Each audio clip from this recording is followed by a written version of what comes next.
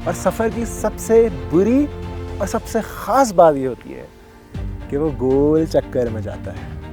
12 बजे जहाँ से शुरू होता है लौटता वो 12 पे ही है। मेरे जब वालिद 29-30 साल के थे तो मेरी पैदाइश हुई और जो उनकी मुझे पहली मेमोरी याद है वो सफ़ेद बाल के साथ थी। आए ठहरे और रवाना हो गए। ज़िंदगी क्या है? सफ़र की बात है। और इसका मतलब ये था, और जब मैंने अपनी कहानी बनाने की कोशिश की थी उस वक्त, तो मैंने एक स्टोरी बनाई थी ट्रैवलिंग के ऊपर। अब मैं ट्रैवल कर रहा हूँ स्टोरी के साथ, तो इसलिए इसका जो एक सर्कल है ना वो बहुत खूबसूरत है। लेकिन ये कहानी उस बारे में नहीं है। ये कहानी है कोई 2-2.5 महीने पुरानी। शीशा मेरे घर में बहुत बड़ा सा एक मेरे कमरे में लगा हुआ है और उसमें मैं ब्राउन लाइट्स अक्सर चलाता हूँ। इस बार आज मैंने वाइट लाइट चलाई और मुझे बाल सेट करने का थोड़ा बहुत शौक शादी के बाद तो वैसे ही आ गया। करीब जाके जब देखा तो दाढ़ी का एक बाल सफ़ेद हो चुका था। ये बात मेरे लिए बड़ी अजीब नहीं थी क्योंकि बाल जो हैं, मेरे सर के बाल हैं, वो भी सफ़ेद हो चुके हैं। और ये बात मेरे लिए बहुत अजीब सी हो रही थी।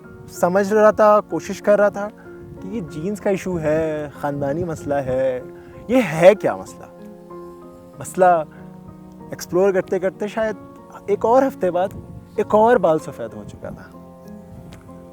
मैंने बेगम को कहा कि मुझे लग रहा है कि बुढ़ापा बहुत जल्दी आ रहा है यार, ये तो गड़बड़ हो रही है। लेकिन जब दूसरा बाल आया तो फिर मैं ऑफ़िस के लिए निकला और ऑफ़िस का मेरा रास्ता थोड़ा लंबा था। मैं E11 DHA से सफ़र करता हूँ, तो जिन के सारे ख़यालात, सारी बातें, सारे प्रॉब्लम, सारी थेरेपी, ट्रैफिक में मेडिटेशन सब हो जाती है। तो जब मैं उस चीज़ को सोचने लगा कि मुझे इतनी हैरानकुन क्यों लग रही है और इसमें ऐसी क्या वो एलिमेंट है या ऐसी क्या ख़ास बात है कि मुझे इतनी अजीब लग रही है कि मेरे बहुत सारे दोस्तों के हैं, मेरे कज़न्स के हैं, मेरे बड़े के हैं, मेरे छोटे के हैं, मेरे बहुत सारे लोगों के हैं। और मुझे एक और ख़ूबसूरत बात याद आई कि जब इसी उम्र में मैं पीछे जब जाता हूँ तो जब जब वालिद 29-30 साल के थे तो मेरी पैदाइश हुई और जो उनकी मुझे पहली मेमोरी याद है वो सफ़ेद बाल के साथ थी। मैंने अपनी ज़िंदगी में अगर उनको कभी बहुत क्लोजली जो उनकी बात, डांट, हंसी मजाक देखा, वो सफ़ेद बाल के साथ है। मुझे कोई डांट नहीं याद जिसमें मैंने उनके सफ़ेद बाल को बहुत क्लोजली नहीं देखा और हर बार मैं कहता था अभी अब्बू की फ्रेंच लग रही है, मूंछें उनकी सफ़ेद हो चुकी हैं, कोने वाला बाल सफ़ेद हो चुका है। और करते करते हर कहानी, हर डांट, हर बात सफ़ेद से रहते रहते इतनी सफ़ेद हो गई कि मेरी दादी के बाल काले थे और मेरे अब्बू के बाल सफ़ेद थे। और जब हम लोग PTMs में जाते थे तो मेरे अब्बू को वो दादा कहते थे और मेरी अम्मी को शायद वो एक अलग ही क्वेश्चन था कि दादा अम्मी के साथ आ रहे हैं, ये क्या बात है।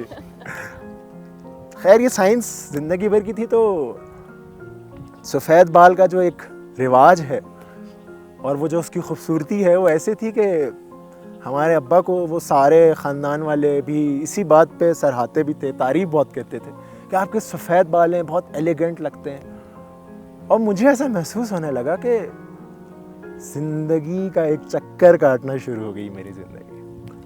मैंने कहा नहीं, इतनी जल्दी ज़िंदगी कहाँ काटेंगे, अभी तो मेरी शादी हुई है। अभी 2 सफ़ेद बाल पे मैंने पूरी ज़िंदगी काट दी। फिर मैं और पीछे गया।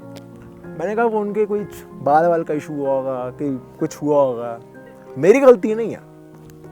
उसके बाद मैंने अपने सबसे करीबी तरीन जो जिसे कहते हैं एक दोस्त हैं, वो मेरे भाई हैं, उनको चेक किया। माशाल्लाह वो भी मुझसे 5 साल बड़े हैं लेकिन उनकी काफ़ी ज़्यादा सफ़ेद बाल है।